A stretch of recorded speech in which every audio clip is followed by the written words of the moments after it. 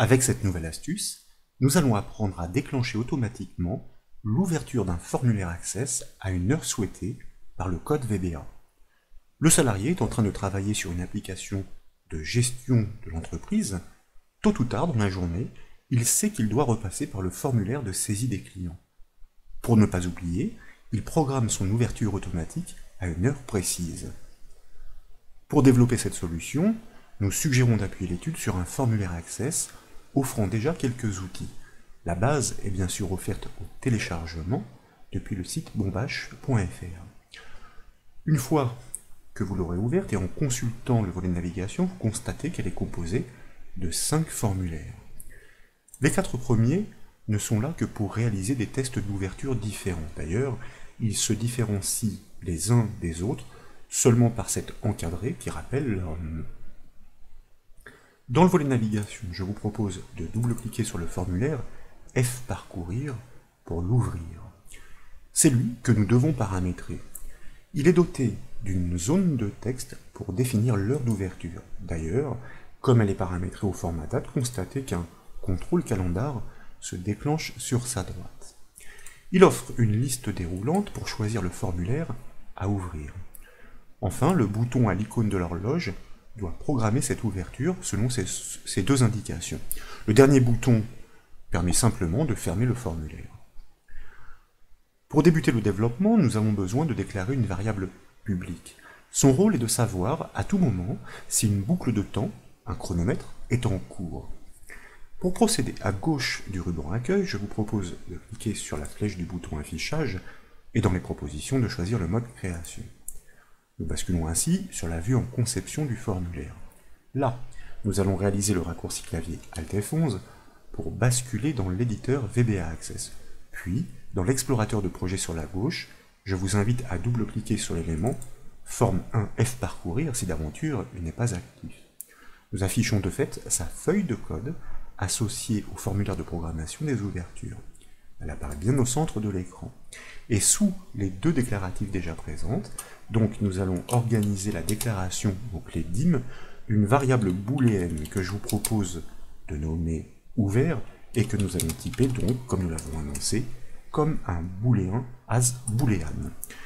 Il s'agit donc d'une variable booléenne dont nous basculerons l'état selon le contexte pour contrôler l'horloge. Access sait naturellement gérer les intervalles de temps par le biais de ses formulaires. Et pour cela, il propose un événement dédié qui permet de déclencher une minuterie. C'est grâce à elle que nous serons en mesure de contrôler l'heure pour déclencher l'ouverture d'un formulaire à l'instant précisément souhaité. Je vous propose de revenir sur le formulaire en conception. Normalement, il doit déjà être sélectionné dans sa globalité, c'est ce que doit indiquer sa feuille de propriété avec le nom formulaire. Si ce n'est pas le cas, vous devez cliquer sur le carré grisé à l'intersection des règles en haut à gauche du formulaire. Il se transforme ainsi en un carré noir. Ensuite, nous allons activer l'onglet événements de sa feuille de propriété et vers le bas de la liste, nous allons transformer la valeur par défaut de 1000 en 10 000. C'est une notation en millisecondes pour l'intervalle de minuterie. De cette manière, nous demandons d'agir toutes les 10 secondes. Nous ne sommes pas à 10 secondes près par rapport à l'heure précise qui sera invoquée. Et de cette manière, nous ne consommerons pas trop les ressources. Juste au-dessus, ensuite, nous allons cliquer sur le petit bouton qui est associé à l'événement sur minuterie pour choisir dans la boîte de dialogue le générateur de code que nous validons par le bouton OK. De cette manière, nous sommes de retour dans l'éditeur VBA Access entre les bornes de la procédure événementielle Form Timer. C'est elle qui va gérer les incréments de temps. Nous développerons son code en dernier. Nous avons quelques réglages supplémentaires à effectuer avant cela. Au lancement du formulaire, comme aucune action n'a encore été programmée, nous devons initialiser la variable booléenne publique pour indiquer qu'aucune minuterie n'est en cours. Donc, je vous propose de revenir sur ce formulaire. S'il n'est plus sélectionné, eh bien ma foi, de cliquer sur le carré grisé en haut à gauche, de revenir dans l'onglet événements de sa feuille de propriété, et ensuite, eh bien de cliquer sur le petit bouton associé à son événement surchargement pour choisir, comme tout à l'heure, le générateur de code que nous validons par le bouton OK. Nous revenons une fois de plus dans l'éditeur VBA Access, mais cette fois entre les bornes de la procédure événementielle form load. Son code se déclenchera au lancement du formulaire, à chaque lancement du formulaire. Dans les bornes de cette procédure, nous allons procéder à deux initialisations. Tout d'abord, la première concerne la zone de saisie de la date et de l'heure qui se nomme DH. Vous pouvez le constater après l'avoir sélectionné sur le formulaire en consultant sa feuille de propriété. Nous allons réinitialiser son contenu, sa valeur, dont propriété value que nous réaffectons à guillemets, c'est-à-dire à vide. Et ensuite, le second réglage concerne la variable booléenne que nous allons recaler à false, que nous allons caler dès le départ à false. Dans cet état, false, la variable booléenne indique au programme qu'aucune programmation précisément n'est en cours, et nous verrons comment. Une fois que l'utilisateur a défini une date et une heure et qu'il a choisi un formulaire à ouvrir, il doit cliquer sur le bouton « Programmer », le bouton à l'icône de l'horloge, pour lancer la minuterie. Son code doit entre autres basculer l'état de la variable booléenne publique afin d'indiquer au programme que les calculs d'écart de temps peuvent reprendre. Donc, une fois de plus, je vous invite à revenir sur le formulaire, cette fois à cliquer sur le bouton à l'icône de l'horloge pour le sélectionner. Dans l'onglet événement de sa feuille de propriété, nous cliquons sur le petit bouton associé à son événement au clic. Une fois de plus, nous choisissons le générateur de code que nous validons par OK. Nous revenons dans l'éditeur VBA Access, cette fois entre les bornes de la procédure événementielle, programmer, clic. Son code se déclenchera naturellement au clic sur ce bouton.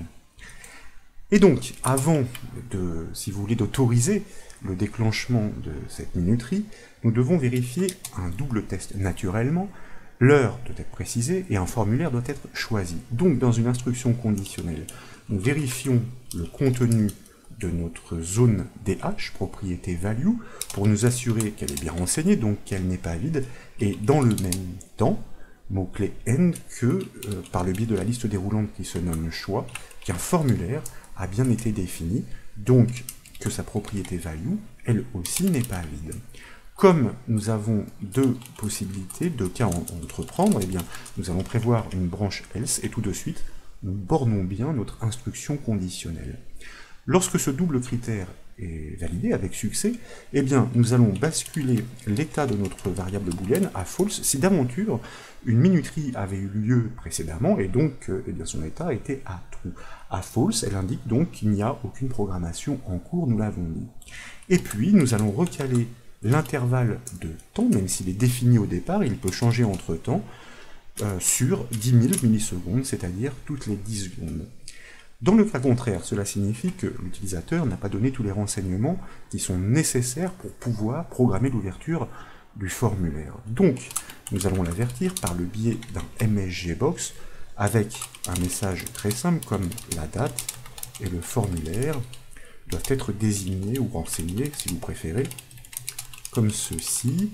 Et puis, si nous voulons faire un peu plus, on va dire, précis, nous allons passer à la ligne en concaténant grâce à la fonction CHR avec un saut de ligne, CHR13 et puis ensuite CHR10 pour pouvoir poursuivre, eh bien, ou plutôt compléter l'indication destinée à l'utilisateur, action non programmée. Comme ceci, donc, j'essaie de vérifier rapidement que je n'ai pas commis de faute d'orthographe.